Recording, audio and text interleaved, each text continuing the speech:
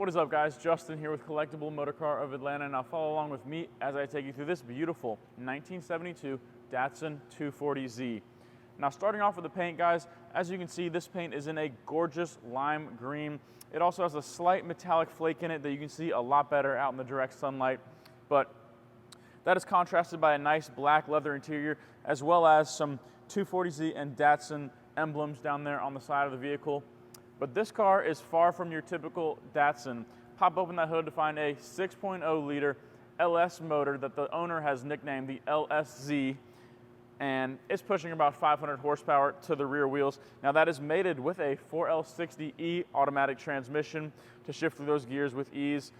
On the inside, you've got tons of modern amenities, including Apple CarPlay, a rear view camera, cold AC, upgraded gauges. Pretty much anything you'd want in a classic car, this car has it. Also, you do have keyless entry, which is huge and very rare on a classic car. Moving on down, you see you do have some upgraded JNC wheels here. They're two-piece, maybe three-piece in two different colors that look great on this car. But that's enough for the exterior, guys. Let's go ahead and start this thing up and see how that LS motor sounds.